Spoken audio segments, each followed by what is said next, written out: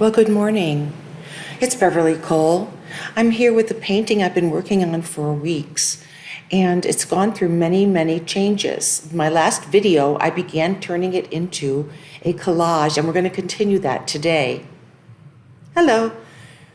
As you can see, I've added some cheesecloth. It's one of my favorite textures to add. It does draw your eye around the picture. I also added a lot of color.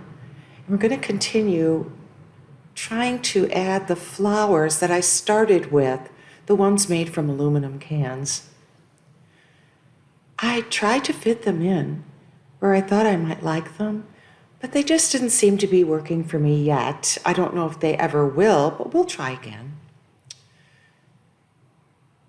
I'm going to start by adding some texture with light molding paste by Golden and a stencil that I made from a piece of cardstock with a die.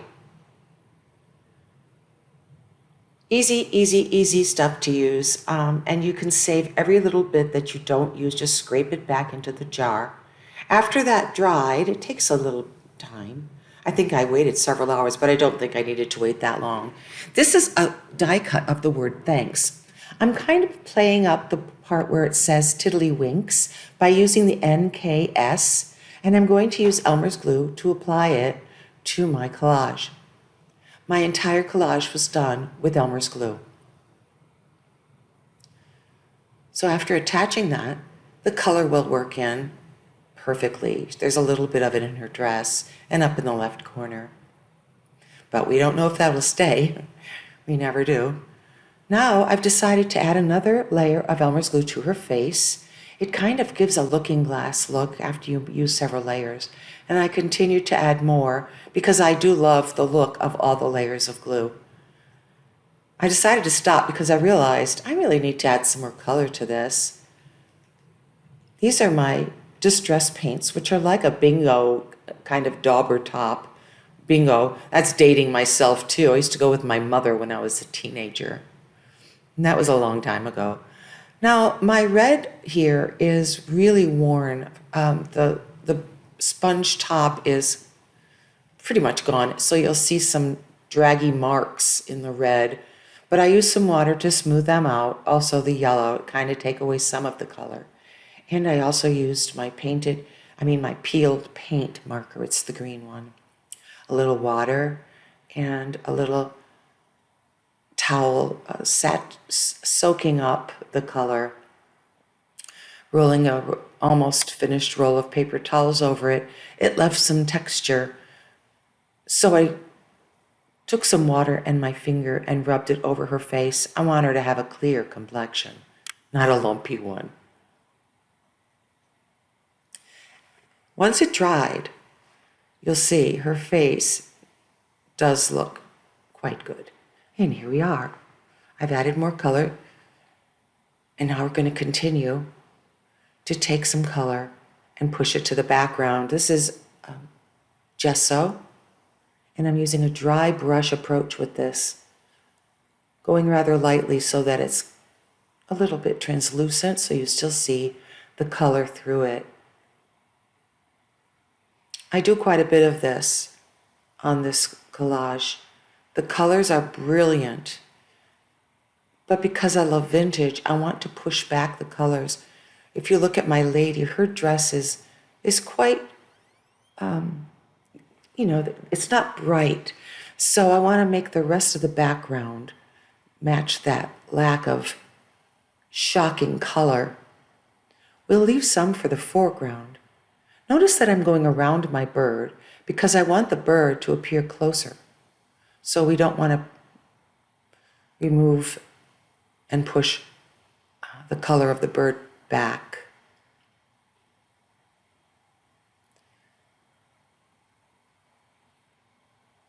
I really do enjoy all of the steps in collage of this type. I just love the dry brush. I love the gesso. I love the changes.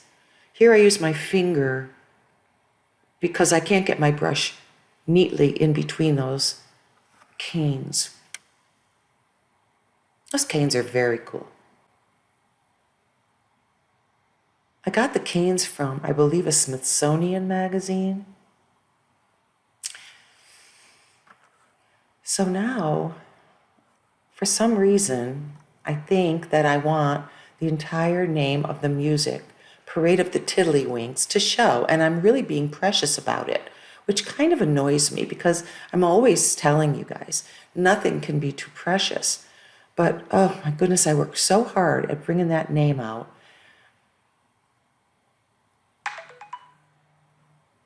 And now, some of the stencils that I'm going to use so that I can create some tiddlywink shadows, or they kind of look like, what's that word?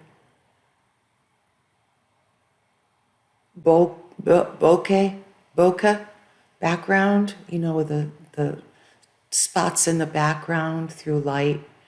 And I'm using different sizes just for variety. I used some fired brick distress oxide. I'm using some salty ocean distress oxide, but I also do not make complete circles everywhere. Not only do they go off the edge, but some of them that aren't off the edge, I also wear away, if you notice. After the blue and the red, I thought of using yellow, but it reminded me too much of Wonder Bread with the, what do they say? The red, blue, and yellow dots printed on the wrapper. So I opted for green, which worked because I needed to add more green anyway.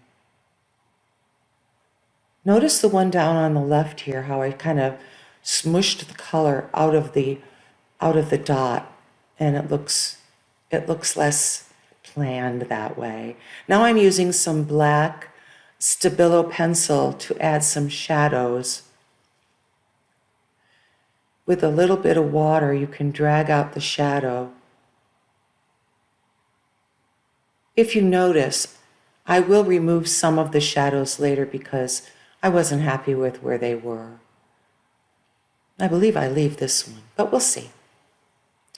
Also, I really went through several steps around the bird.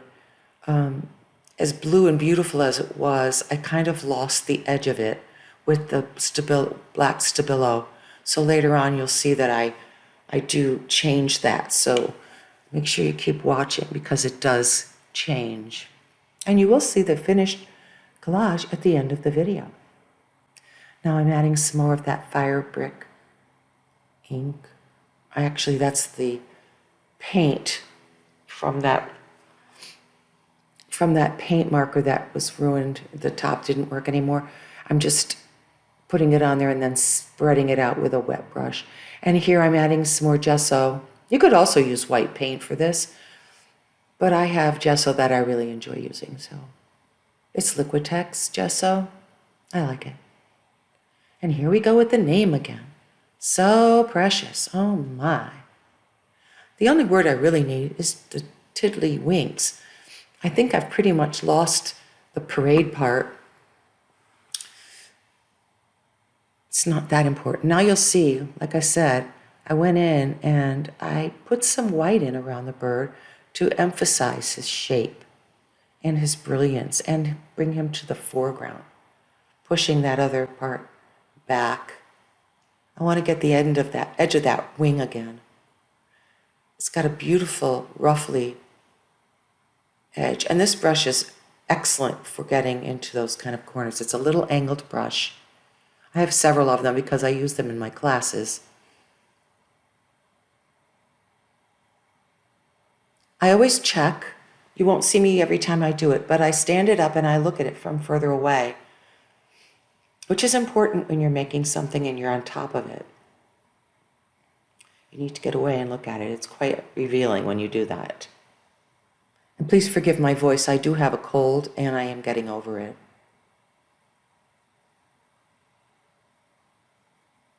She's kind of part of the background now. I just love how this worked with her hair. And her little sweet smile. Is she the baby in the picture above? Not quite sure.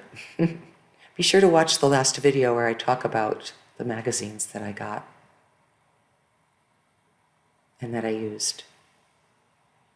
I love using magazines, new ones and old ones.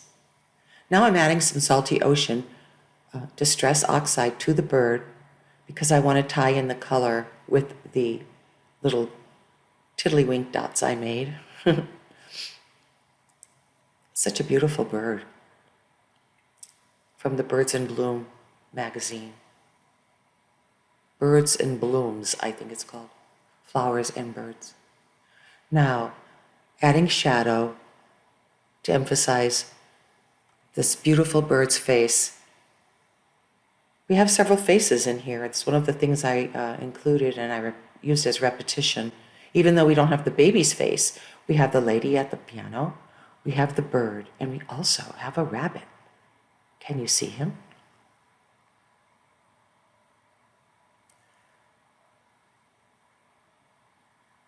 In a minute, you're going to see that I'm going to use some scribbles. And the reason I'm using the scribbles is because I looked up at one of my other collages and remembered the scribbles that I got from a magazine. Here I'm making my own scribbles. And it's with the Stabilo pencil. I'm also doing some around her face for definition. And I am also using some in another spot.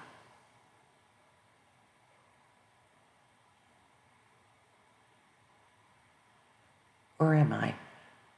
Maybe not. More blending. Here I'm removing paint and glue layer to reveal her arm more. I'm noticing that I need more darks. So this was to get more dark into this one area. I do use my red tray to show me the lights and darks. Works quite effectively. If you can find a red tray like this, buy it. Or a plate, anything the dark red. I tried using cellophane, it doesn't work. It's not dark enough. My granddaughters also had toys that are blocks that are made out of this plastic. Actually, they're not blocks, they are magnetic sheets that make blocks, but they work too. Make sure you use a red one. So check out in, Goodwill and the toy section or yard sales. You never know what you'll find. The next thing I do, and the final thing, is to coat it completely with Elmer's glue and let it dry overnight. And here is the finished collage. Bye.